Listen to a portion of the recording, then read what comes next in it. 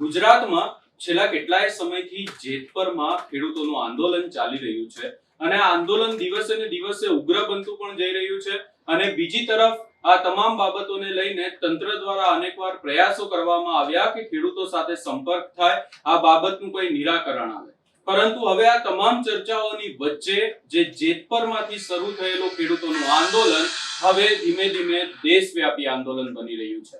શું છે સમગ્ર મામલો, એની વિગતે ચર્ચા કરીશું। નમસ્કાર, હું છું ઉજ્જવલ અને આપ જોઈ રહ્યા છો નિર્ભય ન્યૂઝ। મોરબીના જેતપરથી શરૂ થયેલો ખેડૂતોનું આંદોલન હવે ધીમે ધીમે સમગ્ર દેશમાં આંદોલનની ચર્ચાઓ થઈ રહી છે।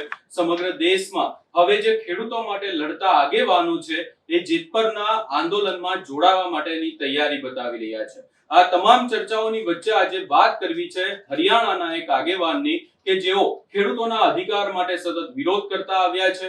જ્યારે ખેડૂતોના અધિકાર માટે વિરોધ કરવામાં આવ્યો હતો દિલ્હીમાં અને ખાસ કરીને હરિયાણા બોર્ડર ઉપર પણ ખેડૂતોએ જ્યારે ચક્કાજામ કર્યો હતો, ત્યારે આ જે આગેવાન છે સતત ખેડૂતોની માંગણીઓને લઈને ખેડૂતોની સાથે હતા। ખાસ કરીને જો ચર્ચા કરવા જઈએ તો અહીંયા વાત થઈ રહી છે સરદાર ગુરનામસિંહ ચડુની કે જેઓ હરિયાણાના છે, રાષ્ટ્રીય અધ્યક્ષ છે અને ભારતીય કિસાન યુનિયન ચડુની કે મુખિયા એટલે કે ત્યાંના પ્રમુખ છે અને જે વીજ લાઈનના વિરોધમાં જે અન્ન ત્યાગ કિસાનો કે સમર્થનમાં ઉપવાસ છાવણી જે છે મોરબી જેતપરની અહીંયા વાત કરવામાં આવી છે અને ગુજરાત આ રહે એવી પણ વાત કરવામાં આવી છે।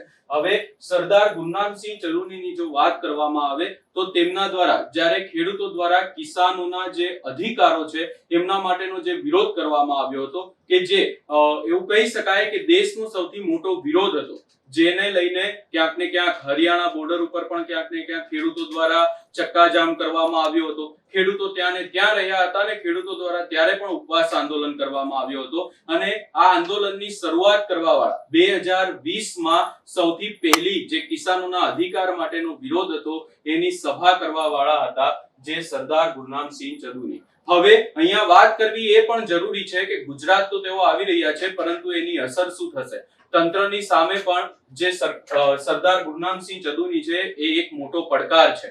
ખાસ કરીને સૌથી પહેલા તો આપણે એ વાત કરીએ એના પહેલા એ પણ ચર્ચા કરી લઈએ કે તેઓ ક્યારે આવવાના છે। અહીંયા 4/7/2026 એટલે કે કાલે તેઓ આવવાના છે। સમય અહીંયા રાતનો 9 વાગ્યાનો આપવામાં આવે છે અને જેતપરમાં તેઓ આવવાના છે। જે ઉપવાસ છાવણી છે ખેડૂતોની, એ ઉપવાસ છાવણીની પણ મુલાકાત લેવાના છે। હવે અહીંયા વાત એ કરવી છે કે તેઓ આવશે એનાથી તંત્રને કેટલો પડકાર રહેશે અને તંત્રની સામે તેમના દ્વારા કેવા સવાલો ઉભા કરવામાં આવી શકે છે। ખાસ કરીને જ્યારે આવા દેશવ્યાપી આંદોલન કરી ચૂક્યા હોય એવા ખેડૂત આગેવાનો જે ગુજરાતના જેતપરમાં જે ખેડૂતોનું આંદોલન છે એમાં જોડાતા હોય એટલે એની સીધી જ અસર તંત્ર ઉપર પડશે અને તંત્રને નિર્ણય લેવો જ પડશે કે ખેડૂતોના આંદોલનનું શું કરવું। કારણ કે જો આ આંદોલન ધીમે ધીમે દેશવ્યાપી બની ગયો અને જો આખા આંદોલનની સમગ્ર દેશમાં ચર્ચા થઈ ગઈ તો પછી તંત્રને આ આંદોલન રોકવું મુશ્કેલ પડી જશે અને ખાસ કરીને ગુજરાતમાંથી આ જે અવાજ ખેડૂતો માટે ઉભો થયો છે એ આગામી સમયમાં દેશભરમાં એને લઈને ક્યાંક ને ક્યાંક જે સરકાર છે એને મુશ્કેલીઓ વધી શકે છે, સરકારની સામે પડકારો પણ વધી જશે।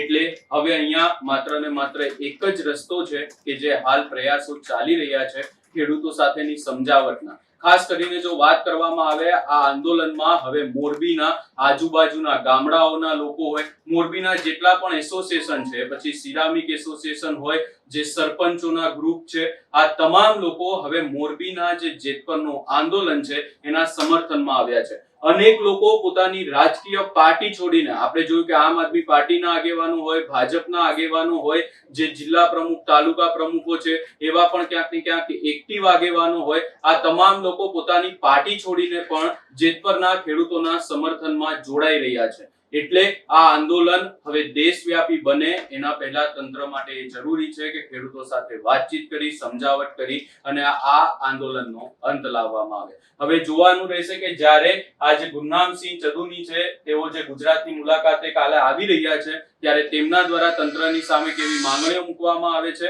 આ સમગ્ર બાબતે તમારો શું અભિપ્રાય છે એ અમને કમેન્ટ કરી જરૂર જણાવશો ને અમારી ચેનલ નિર્ભય ન્યૂઝને લાઈક, શેર, સબસ્ક્રાઇબ કરવાનું ભૂલશો નહીં।